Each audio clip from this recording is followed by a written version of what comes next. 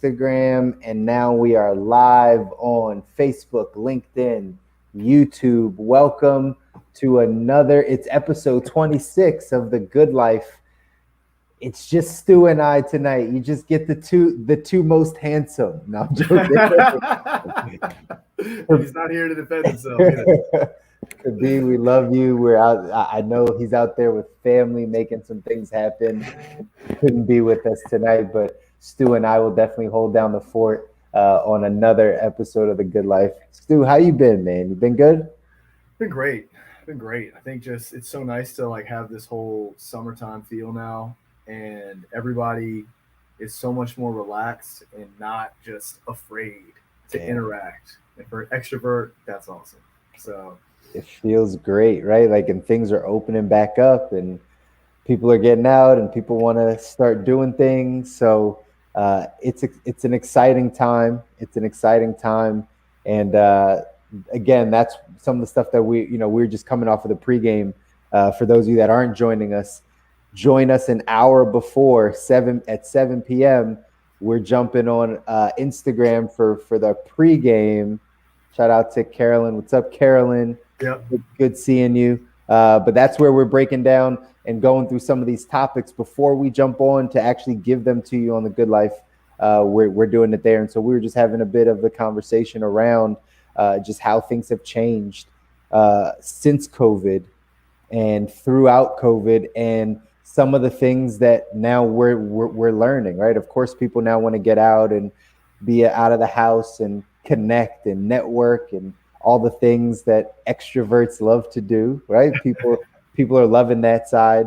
But Stu and I were having a bit of a conversation about some of the things that we've learned during these times, some of the new like emerging things, some of the ideas that have popped up because people are spent that time getting quiet during the height of the quarantine, during the height of COVID, right? People spent that time getting quiet, finding place for themselves to really start to take stock of what's going on in their mind or in their physical health or with their money and all these areas. And then they found some things, right? They found some ways and some areas to start improving. And man, it happens in so many different areas. I had brought up initially the fact that people are quitting their jobs, right? Mm-hmm. I read an article that said like 40% of people right now are contemplating or on the verge of quitting their job. And how did we get to this place? How did we get just post COVID? Now people are like, I don't even want to go back to work. I don't like, I've made this decision to say, you know what? My work-life balance was off pre-COVID and now it's better. And so I want different, or, this job is not fulfilling me. So now I want better, and now I have more options. I've learned how to go create a new stream of income or something along those lines. So I can go do it. And I think that is a theme that's popping up is people are honestly moving closer to their good life, right? To the thing that they want, to the things that they want the most. But there's been a lot of just ideas and types of things that have popped up over this time. And so, curious to hear you, Stu, on kind of what you've seen or kind of what your thoughts are on that. Yeah. I mean, without a doubt, like so many people's lives have changed, and we were getting to this a bit on the pregame as well. And consequently, when you change somebody's environment, and they've got to learn how to adapt to, perhaps going to work at the office or now coming to work, back at home,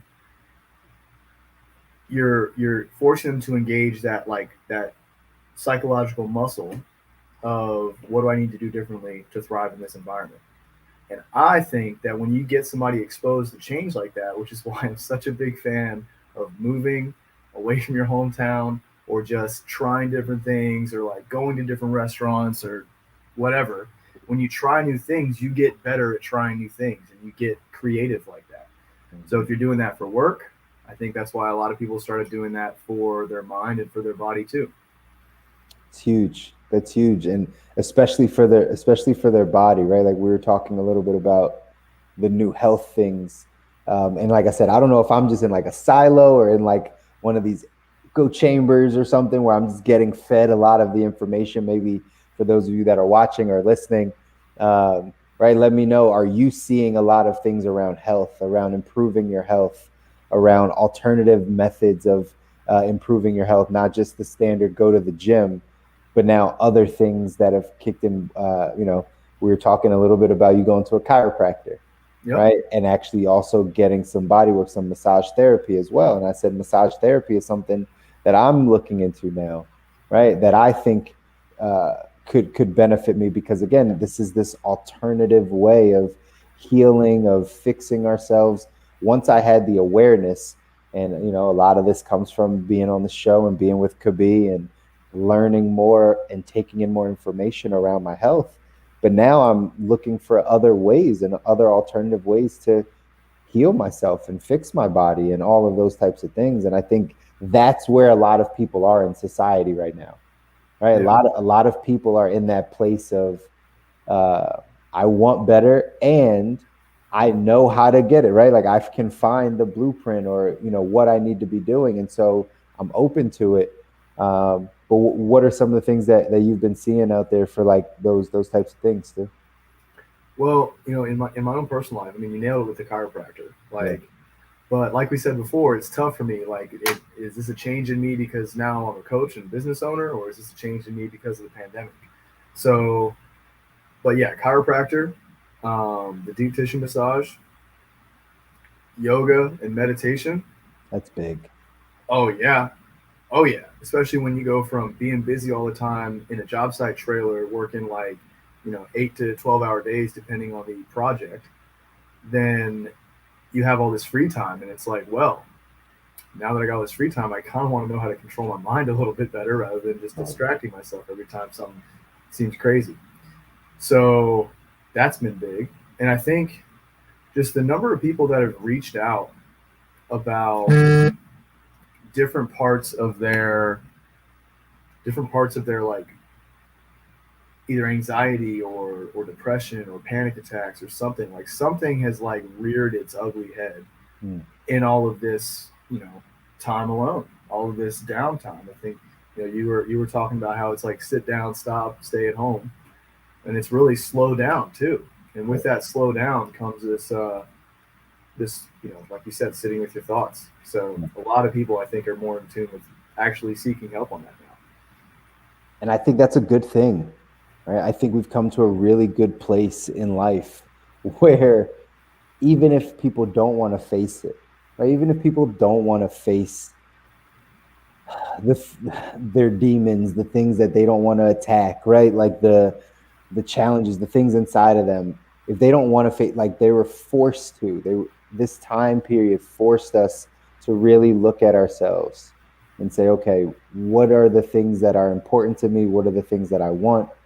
And I think, you can't generalize and say everyone, but I think a large portion of people, this is what they're feeling and this is what they're going through, is really just thinking about like what's actually important. What's actually important to me, not to what I thought was important before or what my parents thought is important or what my peers think is important. Actually, what do I think is important? And this comes again in all the different areas, from where people live, what they choose to do for work, who they spend time with, their spouse, their significant other. People have been making these decisions just so much more frequently now ever since COVID, that like now people are starting to see that they do have options. Like there are options in all these areas, right? Even in the money side, people figured out how to start making money through COVID, through the pandemic. People figured out how to make money. Now, some of the ways were more gambling, some of the ways, right, weren't as legit or whatever, but people figured out how to go make money. Whether they got into meme stocks, right? Whether they got into the stock market and started gambling a bit, whether they actually went the gambling route and did sports betting and all of that type of stuff that was very, very prevalent as soon as kind of they got back around, came back around to it, like the sports betting side of things, whether it was creating another stream of income by starting a business or doing something online, right? Like people started to really figure out how they could change their income, change the money that they were bringing in, because they had more time on their hands. Mm. If you no longer have to go to work, right, then what are you spending your time doing? They started going down that path, specifically on the money side, but they started doing it in the other areas too, like we said, in the health side. How I'm sure we could probably find a statistic out there.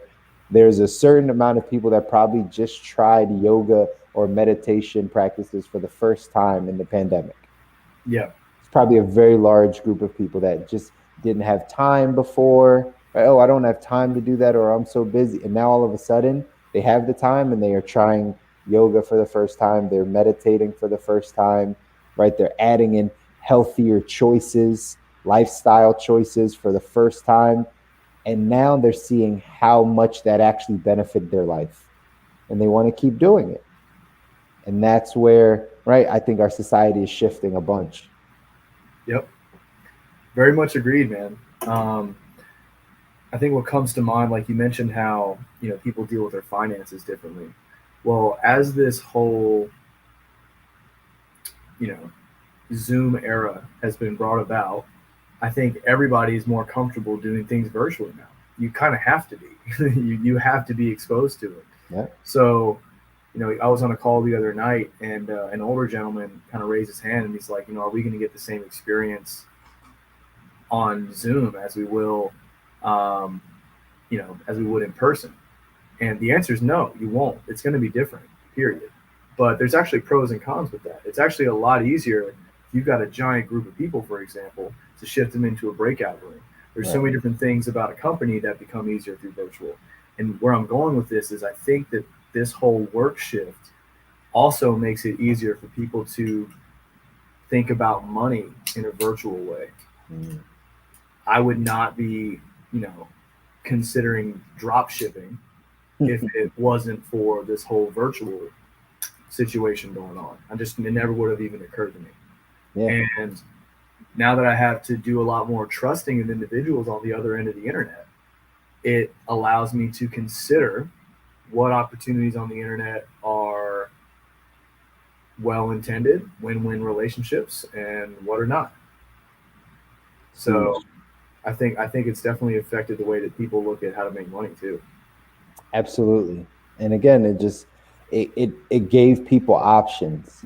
Before, I don't think people understood the amount of options they had in order to create the life they want or make money or whatever it is, right? It was very much so like, I'm either doing this or I'm doing this. Yeah. I'm either going to work at this job or I'm going to figure it out on the side. But like now people see the and conversation, like I can do both. Like that makes sense. Huh. I can build a stock portfolio, make dividends, trade stock, whatever on that side, and still make an income and take care of my family and do all those things. I could do both.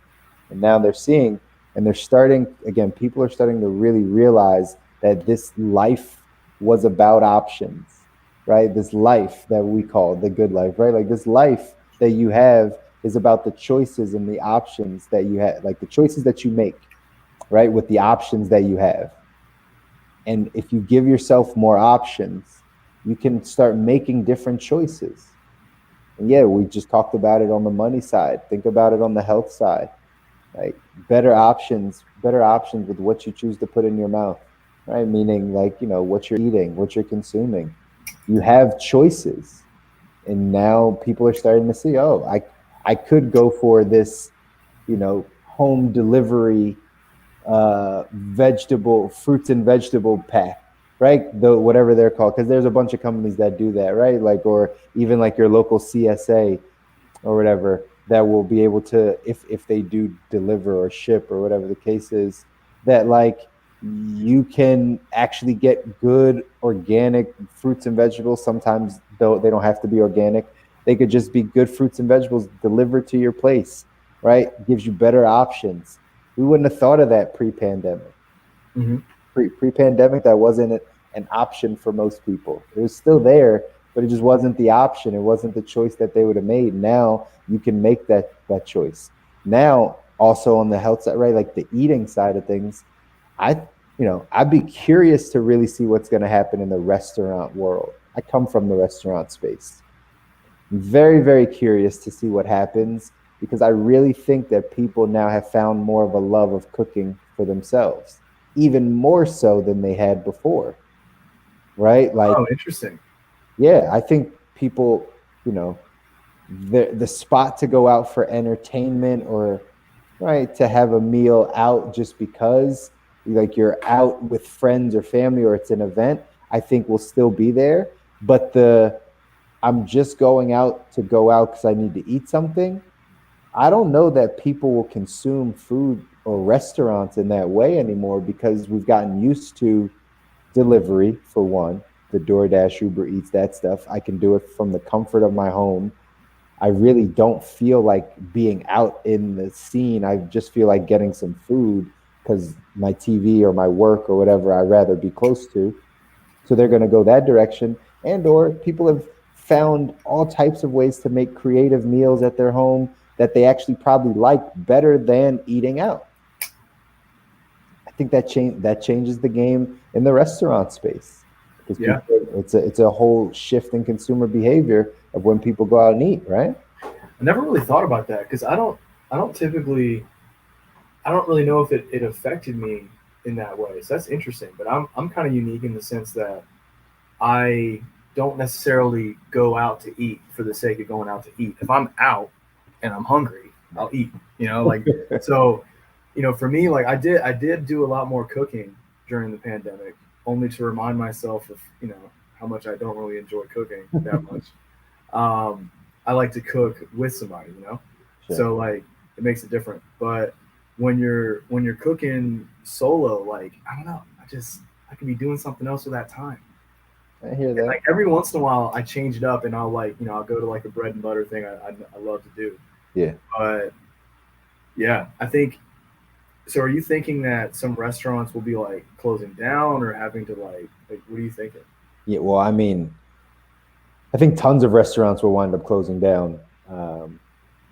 But in general, I think there's just going to be a major shift in restaurants, a shift in uh, consumer, like people's eating habits and why they're eating and what they're eating. I think those things will shift, and if restaurants aren't shifting with it, they'll lose foot traffic, right? They'll lose clientele because it's Yeah, just the behaviors are different. I think that's what we're getting at, right? Like people, the pandemic changed people's behaviors, the behaviors of what they're eating, what they're consuming, when they go out, why they go out, what they're doing.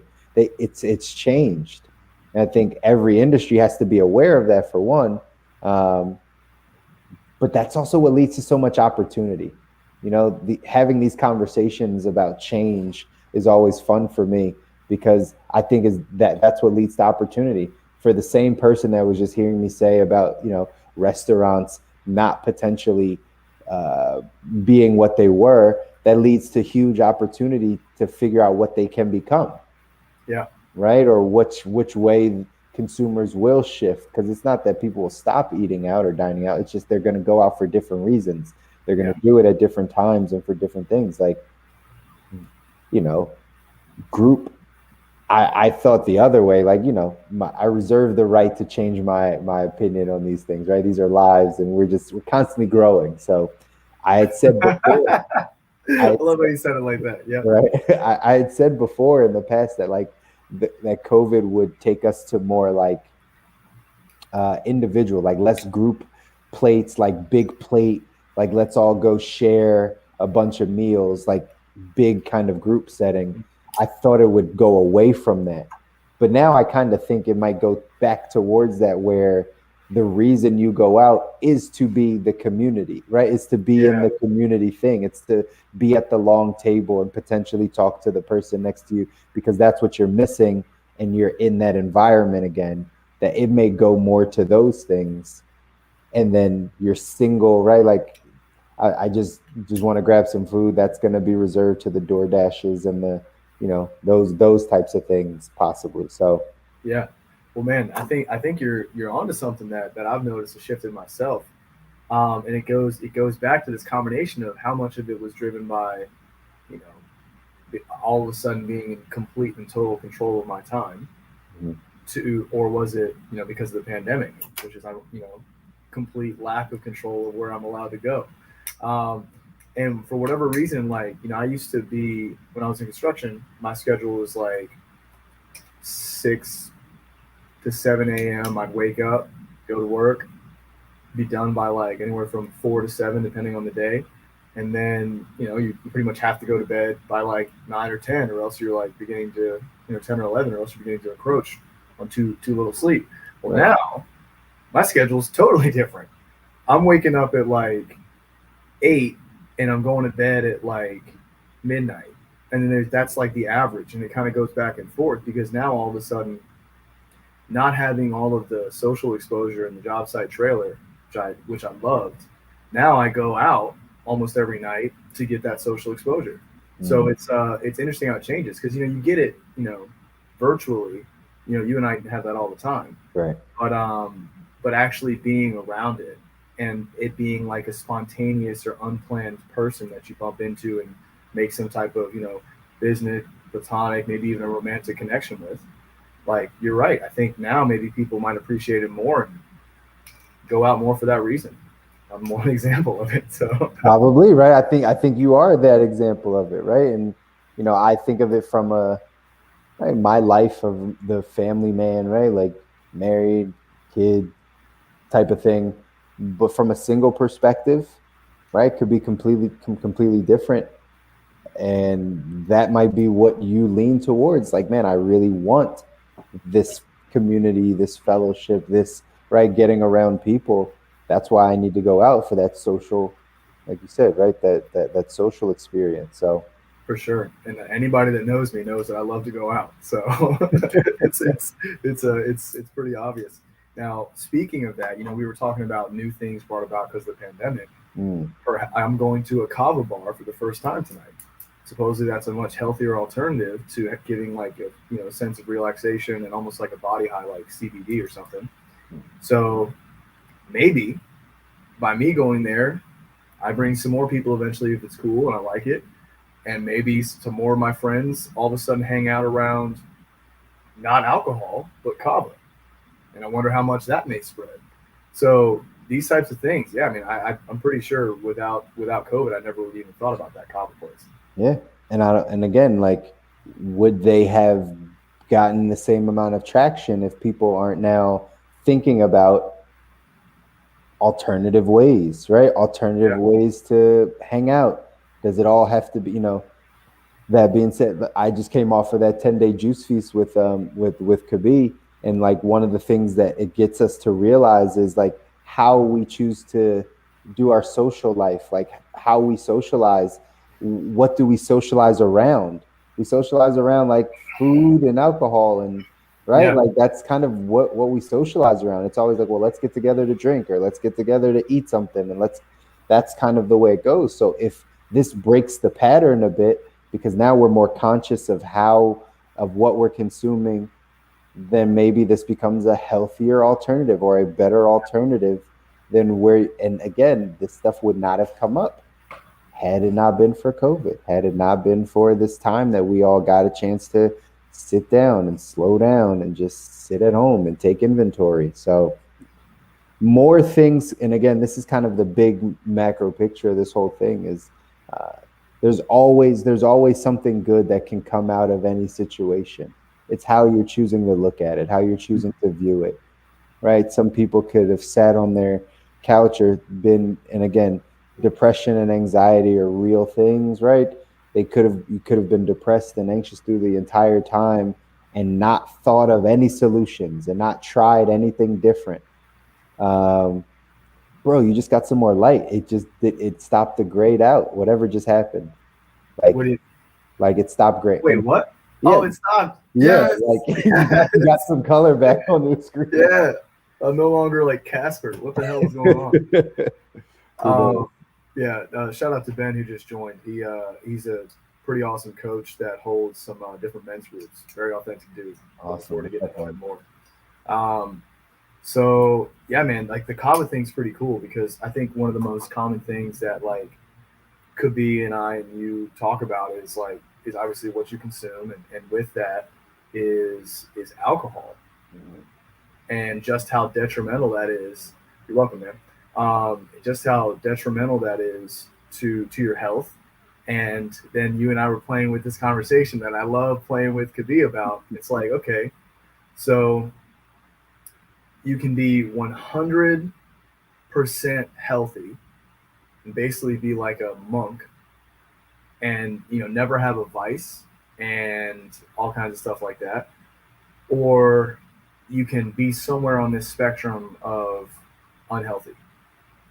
And I think what people need to figure out is what spectrum, where do you want to fall on that spectrum? Do you want to be the most disciplined, clean, like, in my opinion, it would be like some type of like vegan or something, like just the cleanest, and like your water's like crystal clear. You got like a con filter or Kangen or whatever it is filter. Like all you eat is like fruit or something. Like do you want to be that, or do you want to go out and party and do other kinds of stuff? Like how do you balance like unhealthy fun and like the pinnacle of health? Like where do you want to fall on that spectrum? Yeah, it's that. I feel like that's the question we all have to answer for ourselves, right? Like how far are you willing to sacrifice? How much are you willing to sacrifice, right? How important is it to you really to give up alcohol or to, right, give up certain foods, and what are you gaining from that? Right? Not just what are you giving up, but what are you gaining, and is that important to you? I remember it's funny, we're talking about Khabib and he's not here. It shows how much he's in our minds, that we're thinking about him so much. Uh, but he would say, um, that's funny. I lost my thought as I was channeling the inner Kabi, right? I lost. Khabib would say something about Um, alcohol, maybe. oh no, there we go. He told me one time, he was like, because I was kind of stressing a bit about the lack of food, or right, like not eating the things that I would want, or whatever the case is. He's like, listen, man, none of this stuff is gonna kill you tomorrow, but all of it's gonna kill you, right? And so that gave me like this, like just by him saying that, gave me this little like, okay, like is a marathon, right? Like I know if I eat that like cake today, right? Like I'm not gonna die. However, eventually I will die, right? Like eventually, if I keep doing that, like it's not gonna be good. So like, where's the line? Like, what is it that I'm really trying to achieve? And that's why I get back to that why of like, just feeling better physically, or whatever the things are that we're going after.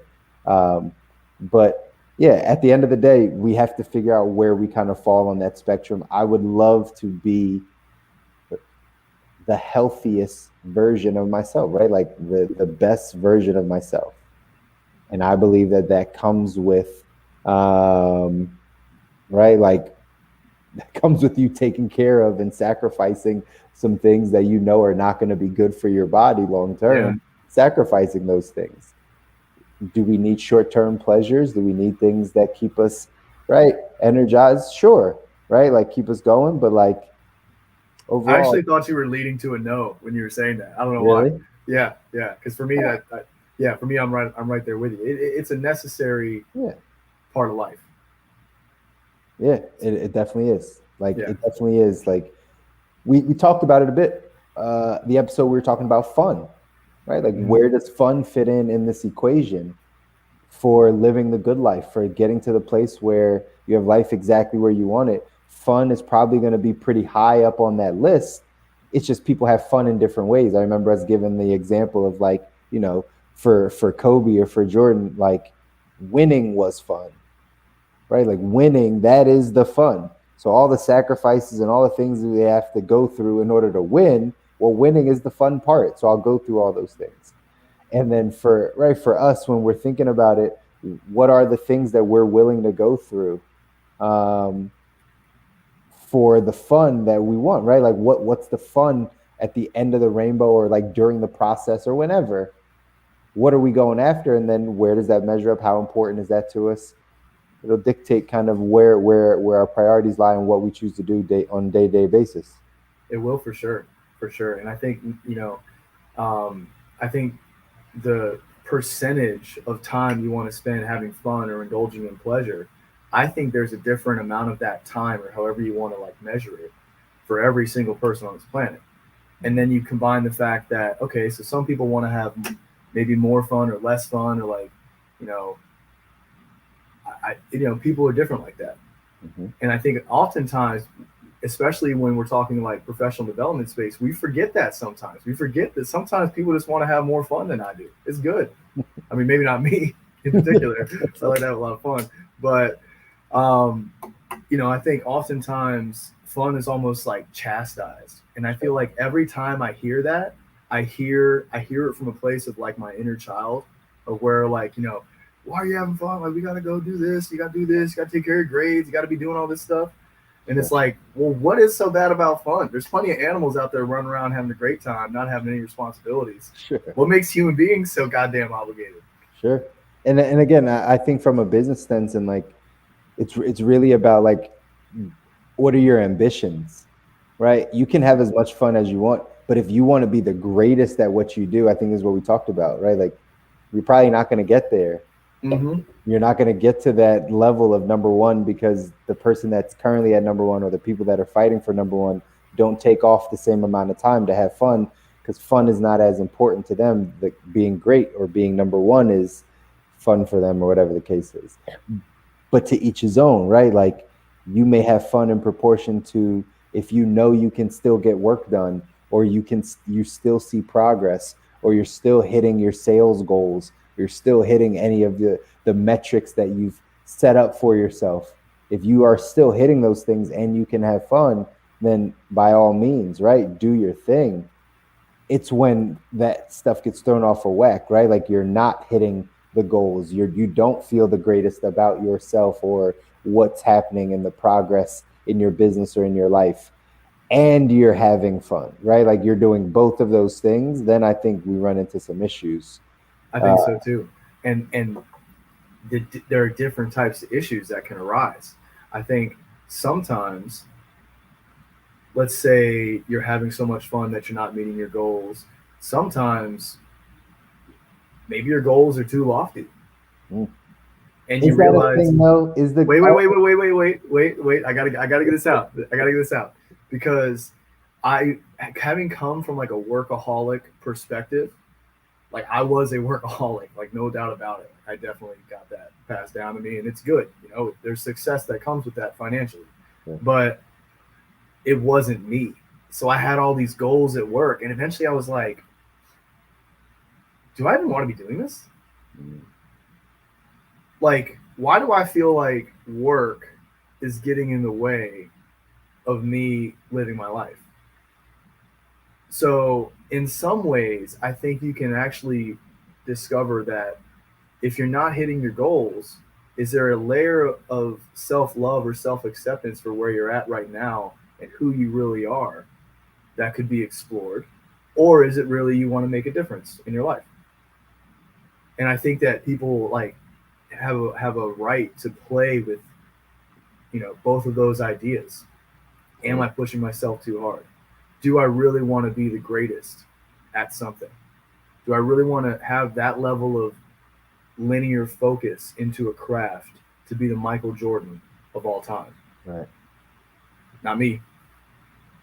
I'm okay with that. And I think it's okay for different people to, like, not necessarily compare themselves like that. So I think it's a fun topic for me, because it also goes back. I know Ben was hoping to talk a little bit about, or hear our opinion about, alcohol. And we kind of went into it a little bit. And I think alcohol plays to this idea of fun versus health very well. Like, there is a lot of fun in our society that revolves around alcohol. Do I think alcohol is needed to have fun? Absolutely not. Is it very tough in our society to go to a gathering of people that it doesn't involve? It's pretty difficult. Yeah. Because most of your network probably has it. And it's interesting. Yeah. So that's why I'm excited about this Cabo Bar, dude, because if I can find healthy alternatives and begin to like form a tribe in those healthy alternatives, then maybe I spend less time at the unhealthy ones. I think you're right. Right? Better choices. It's back to kind of what we're all faced with these days, is we have better options. Let's go test them out. Let's go figure out, is this a better option for my life? Right. I might not think that drinking is so bad, or right, like has a detriment, but it clearly has very negative effects on your liver, right? Like on your body, on like how much you consume of it. Definitely has its effects.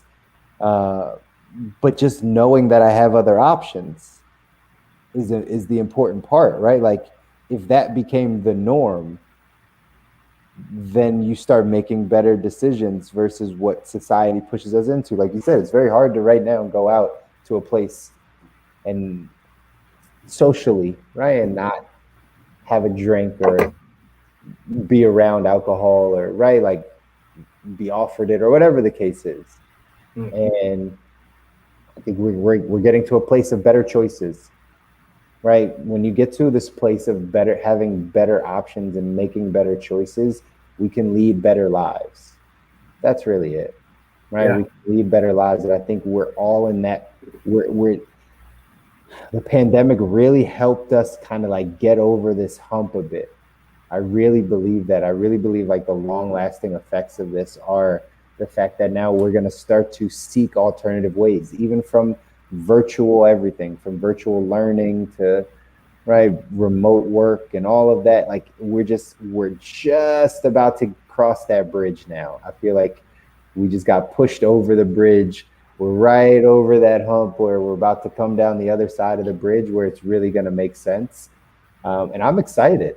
Right, I'm excited for people to pick up these things. I'm excited for people to want to learn more No, and dive in more. no. The grayscale came back. Wait, it's good now. It's good now. It's good Yeah, now. Yeah, no, I agree. It really does. I've heard it on Instagram a lot, like the Great Awakening.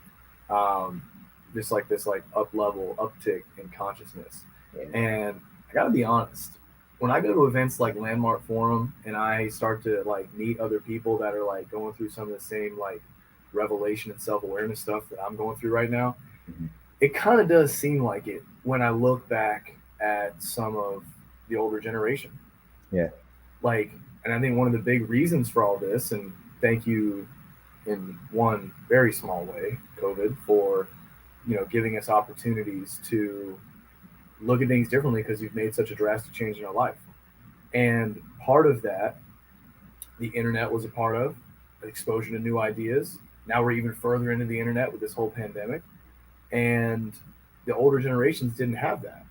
And there's a lot of cons that come with social media, but the pros are there's a lot of information flowing around there that isn't just what's being talked about on the block.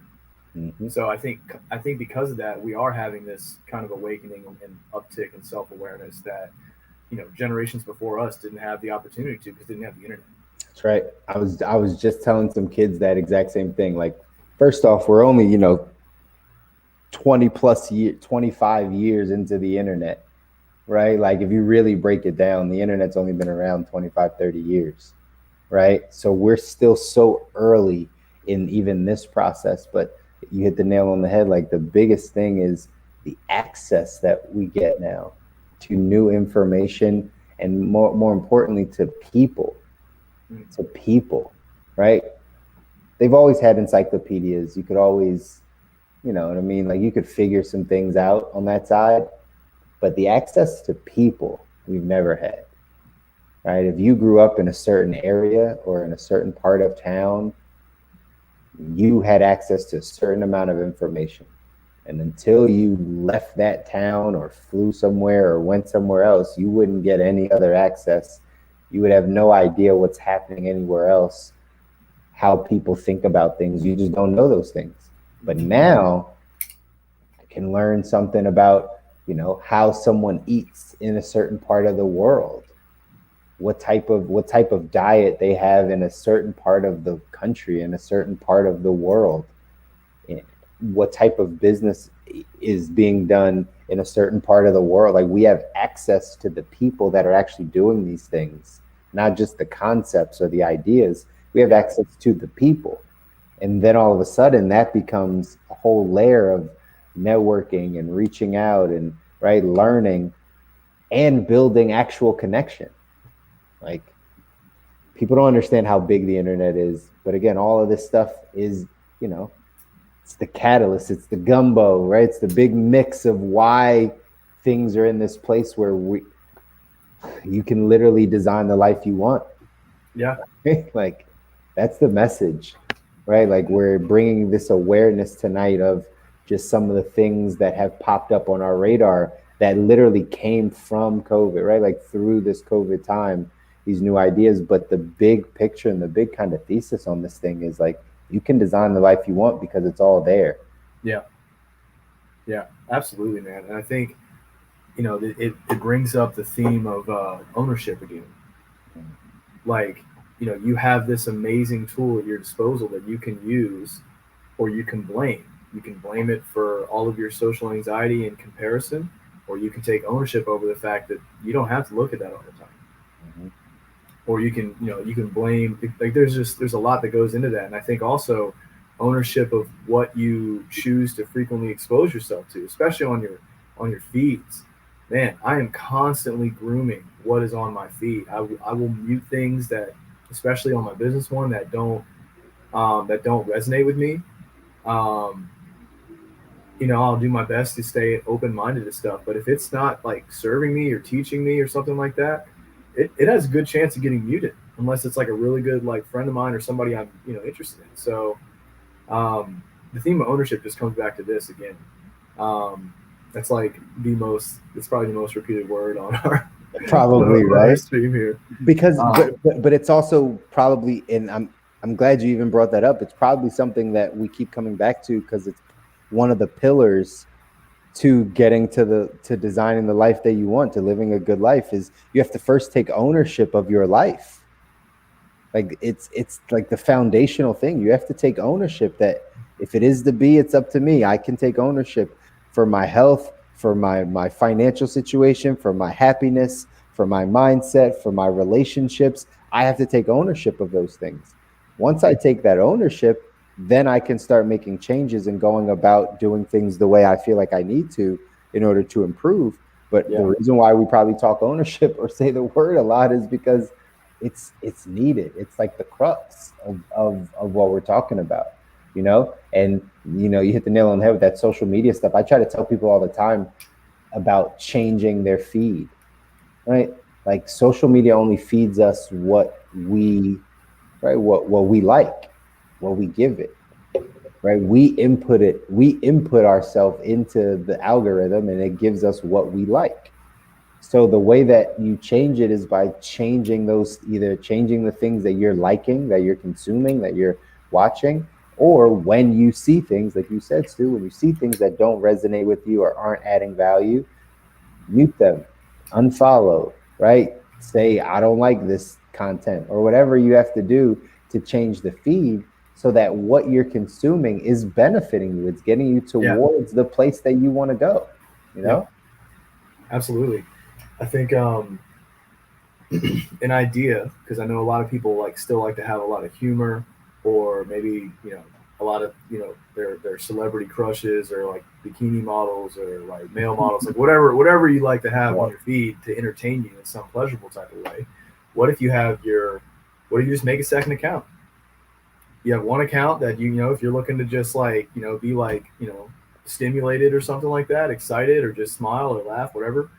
Have your personal account, and maybe make like a learning account where you only follow like inspirational stuff, Sure. or things that teach about money, because they're out there. There's a lot of free value out there, and if you combine all the free value that everybody's putting out there, you could damn near get through life without a coach. But it's going to take you a long time to figure out and sort through all that information, and hope it falls and hits you at the right time. But the value is out there. So if you take all of that and you make a learning account, or for me it's my professional account, and you just have the stuff about what do you want to learn, like weightlifting or music, like you'll get exposed to those ideas. Your focus will be on those ideas more often. Therefore, you'll be thinking about it more often, which is going to make it more likely for you to take action on it more often. So this is like no joke, very, very powerful stuff we're talking about here. Like monitor what information you're consuming. It will change your life. Yeah, I was giving a call this morning and talking about programming, right? Like our mental programming. and how we don't know oftentimes that we've been programmed from parents, right, teachers, coaches, people that were influential in our life, but also just programmed from what we're consuming, right? You watch a scary movie, you feel scared, right? Like you feel something inside of you. So like those images, even though it's on the screen, those images are translating actual feelings, thoughts and feelings into your body, right? And so because of that, the more that you do that over and over again, you're like priming yourself. That's programming. And people consume scary things, drama, tragedies, fights, right? Or the other side, right? Things that are super stimulating to the eye, whether that be people. That's how like you get like food porn and right, that type of stuff. Just things that are just like stimulation. Like that is programming you. It's programming you for your lifestyle, for what you feel like you deserve or you need to have or what you're going to spend time doing. And that is what lulls us to sleep, and we lose that ownership and we stop paying attention to that stuff, and then we have this life that we don't like anymore, and we wonder like how to change it. Well, go back to what you're consuming. Plays a huge role. Yep, absolutely.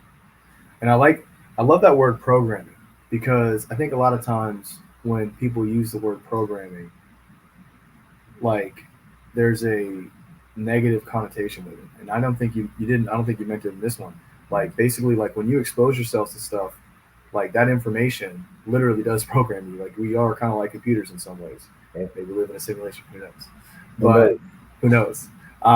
But there's also intentional programming, things like education. Mm. Whether, and I don't care what your intent is, no matter who you are trying to educate, that you're programming them. It's Right. just it's an inherent part of it. So hopefully the people who run our education systems are programming us for good things, um, effective things like meditation and yoga and time management and critical thinking. Hopefully, and You would think. you would think, right? Yeah. You would think. And I'll just kind of leave that cringe there for a second. I know, But right? yeah, but yeah, long story short, like you're right. Like programming happens all around you and the things you expose yourself to. So yeah, I think to begin to tie a bow on like the the original reason why we started talking about this is Yeah. what new programming has occurred because of the pandemic. Yeah. Chris, I wouldn't know anything about you. Wouldn't know anything about an IUL. That's So right. it's yeah, it changes what you, yeah, basically. Sorry, I'm getting so many notifications, it's distracting. Yeah, I know. um It's all good. it it changes the way you really are like being in this world, like who you are being. Absolutely. Absolutely. And we just have to become more aware of it. That's all. We just want people to be aware of it. Hence why we do the show.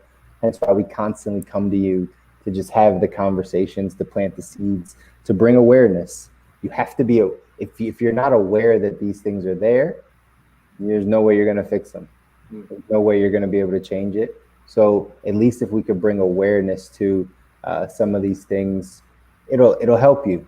And again, maybe you're not the person. Maybe you've been listening at us right now for past hour. If you caught the pregame, right, past almost 2 hours now, of like saying like, well, I understand kind of like you're getting the awareness, but maybe you haven't made the right choices, or like you don't know what other choices there are out there for you to make. I would say just right, start to explore, start to be open-minded enough to think of however you're thinking of it now. There can be another way, right? There can be something different that gets you to a place where you feel more fulfilled in whatever area of your life that is. Again, we touch on many different things, whether it's your health side, whether it's your finance, right? We're touching on all these areas, but really it's whatever area is pulling you right now, that you're like, man, I really need a change in this area. I really need a breakthrough in this area. I really want to grow and develop in this area. Well, what other choices do you have in that area? Mm. Right? Like what other choice can you make throughout the day? Is it simple choices? Is it a big lifestyle type shift? Is it a big change? Is it a small change? But you have to start finding out, not thinking that this is the only way you can go. There's going to be some other options. The pandemic has shown us people have figured it out. They started adapting. They started changing because they figured out that they had more options. So that's got to be you. For those of you that are listening and that are in that place, it's got to be you to say, you know what, I think I do have some other options. Then finding out what they are, then going down that path of learning and taking in information so that you can make those shifts, right? Yeah, absolutely. And I think this kind of brings me to this theme that I've been like shifting a lot of my clients into recently.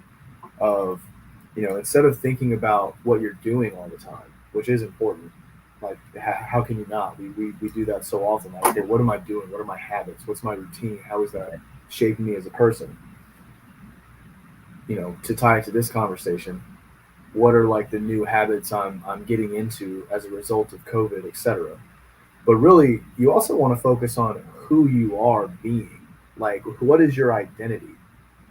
Because chances are you may not be in love with like your habits and your routine, maybe because you're not necessarily in love with like who you are as a person.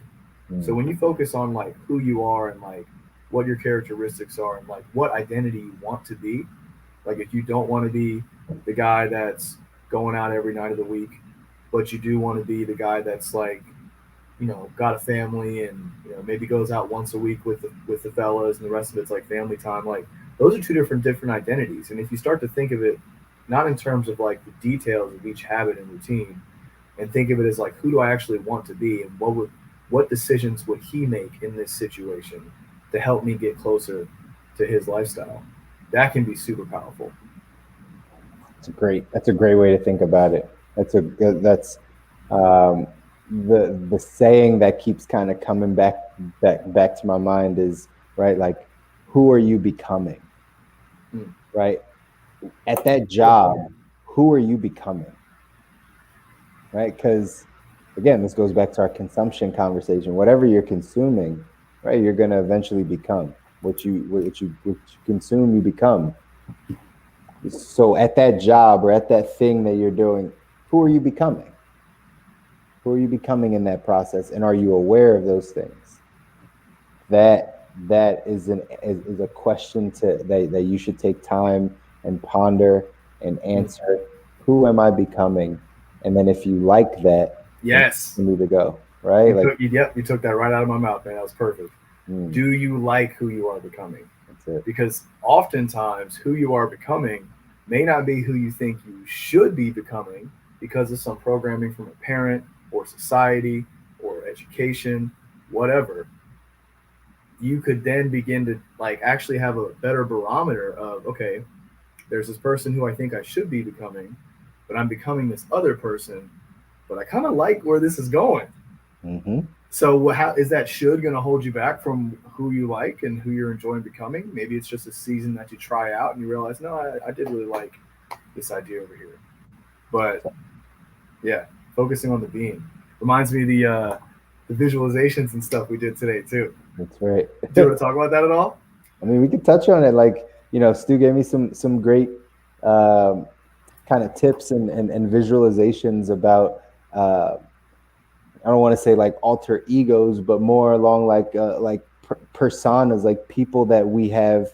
And you gave like the left hand, right hand analogy, which I'll let you give, but just really more thinking about, like, I was specifically talking about, right, the sales Chris, right, and the marketing Chris, or like the gatherer Chris and the hunter Chris, right, and how they're both in me, but like they both need two different things to satisfy them, right, and their sides, and really diving into those different parts of ourselves that we can kind of take, kind of step out of our body and kind of think about it from that perspective and really get to some conclusions about what we need to do.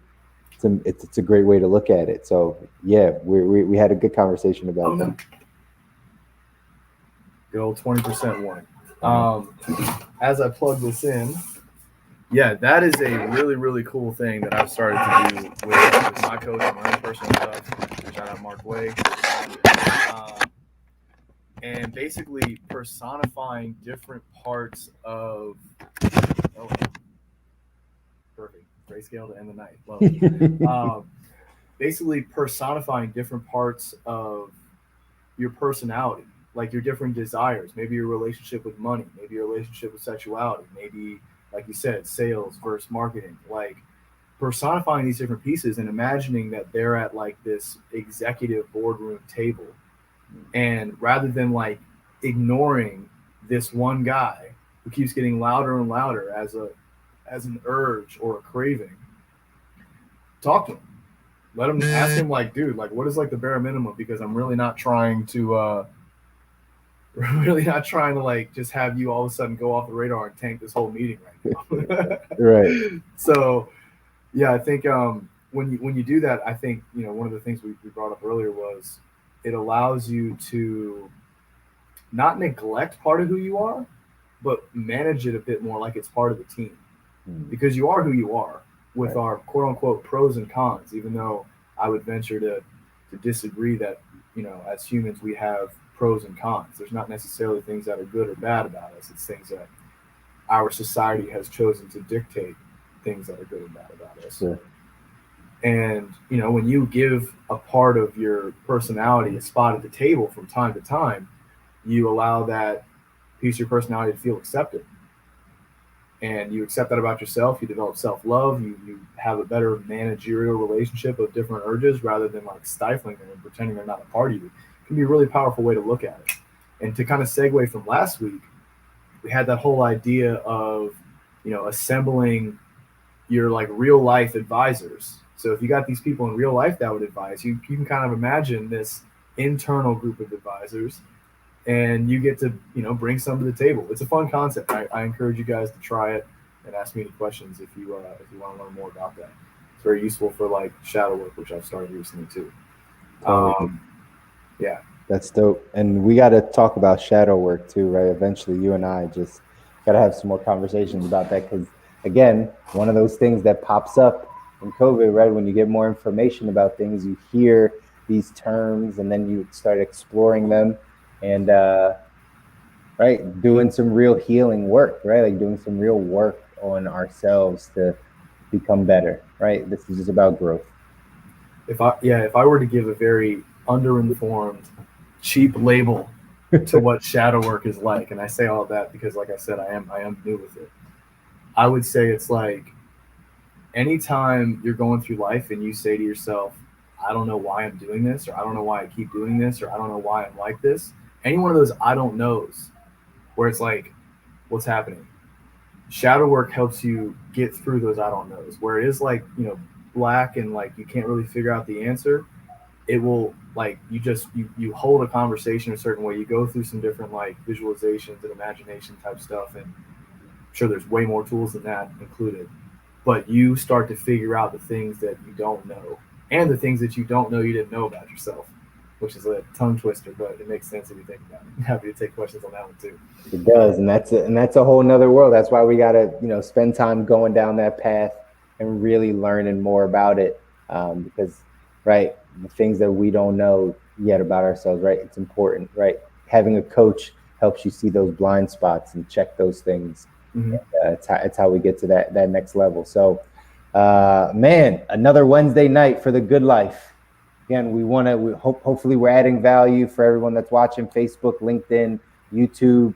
Press the thumbs up. Continue to follow or subscribe or any of those types of things that you need to do, because we want this to continue to resonate with you. Continue to share it to people that need this information, that want to live their best life, live a good life in all these areas, and give them the tools that they need to be able to do it. So, you know, today we were talking a bit about the ideas and things that have popped up, but really it's about you having choices and taking ownership for your life, guys. So, man, another good one, Stu.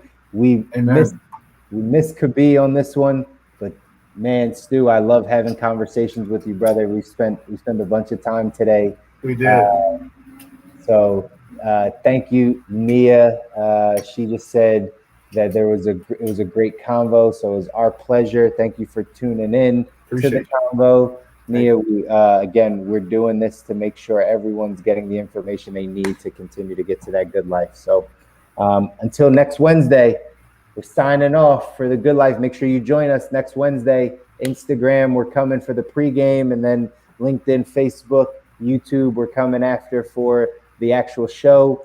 But let's go out there, make it happen, live a great, have a great week, continuing to live the good life. All right. Take care. All right. Take care, guys.